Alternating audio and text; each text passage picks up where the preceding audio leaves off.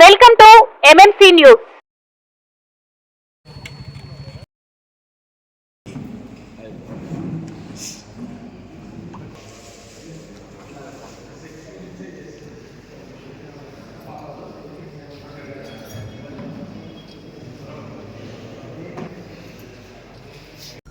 న్యాయమే గెలుస్తుంది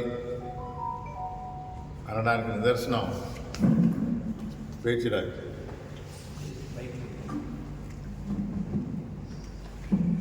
డిసెంబర్ 21 జగన్మోహన్ రెడ్డి గారి పుట్టినరోజున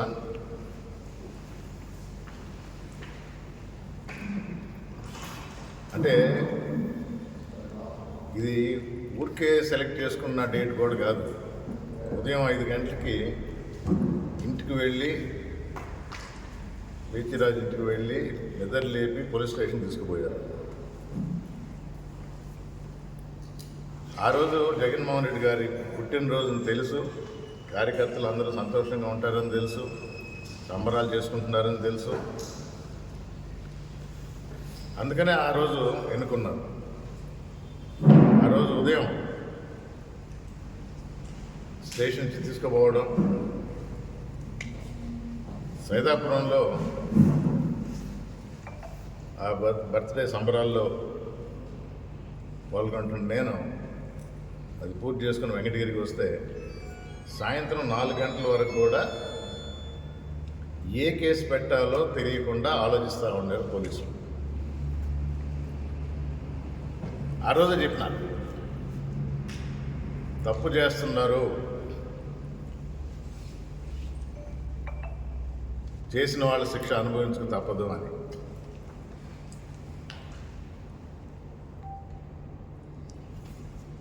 తప్పుడు కేసు పెట్టడం జరిగింది. 23 కేజీల గంజాయి కేసు అంట. ఎంత అసంబద్ధంగా కేసు పెట్టారంటే, నేను ఇదివరకు కూడా 2-3 సందర్భాలు చెప్పిన, 300 గ్రాములకి ప్రెస్ మీట్ పెట్టే పోలీసులు 23 కేజీలు దొరికినా ప్రెస్ మీట్ పెట్టాలి.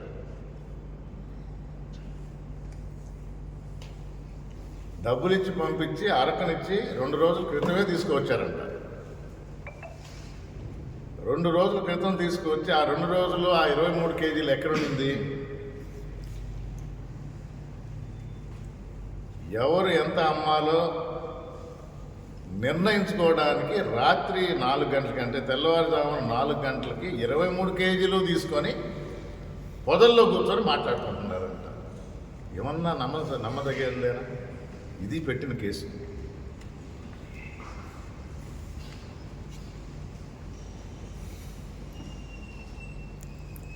స్టేషన్లో ఉన్న సీసీటీవీ ఫుటేజ్ని ఇమ్మని కోరడం జరిగింది కోర్టు ద్వారా.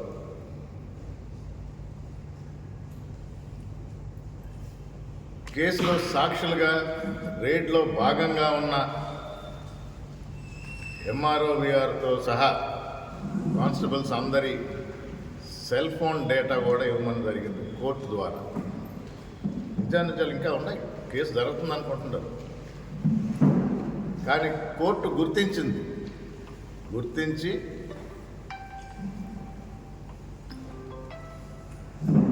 బెయిల్ పిటిషన్ అంగీకరించి కొన్ని కండిషన్స్తో పేచిరాజ్కి బెయిల్ ఇవ్వడం జరిగింది.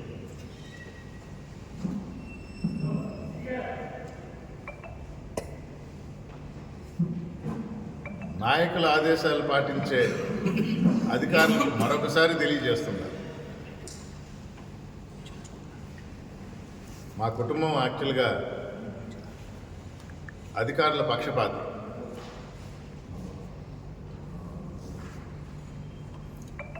అనవసరంగా ఇబ్బంది పడదు. ప్రభుత్వం నుంచి జీతాలు తీసుకొని ప్రజలకి న్యాయం చేయాల్సిన బాధ్యత మీద, అది ఏ డిపార్ట్మెంట్ అయినా.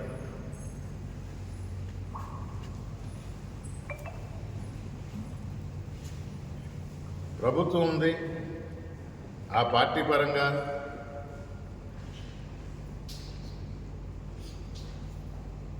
4 ముద్దలు ఎక్కువ వడ్డించుకుంటామంటే వడ్డించుకోండి.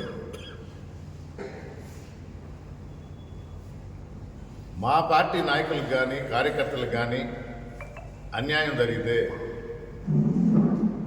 ఏ అధికారిని వదిలేది లేదని మరొకసారి స్పష్టంగా తెలియజేస్తున్నారు. కేసు పూర్తిగాల బెయిల్ వచ్చింది అని అంటే పేచిరాజు తప్పు చేయలేదు, దీనిలో చాలా లొసుగులు ఉన్నాయి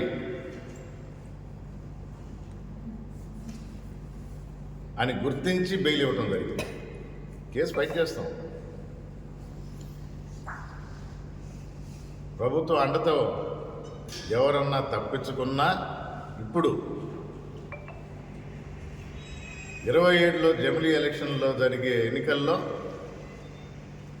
ఆంధ్ర రాష్ట్రంలో తిరిగి వైఎస్ఆర్ కాంగ్రెస్ పార్టీ జగన్మోహన్ రెడ్డి నాయకత్వంలోనే తిరిగి ప్రభుత్వం స్థాపించబోతుంది.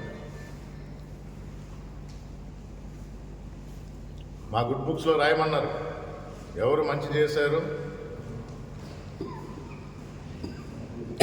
ఎవరు ఎలాంటి అన్యాయాలు చేశారు.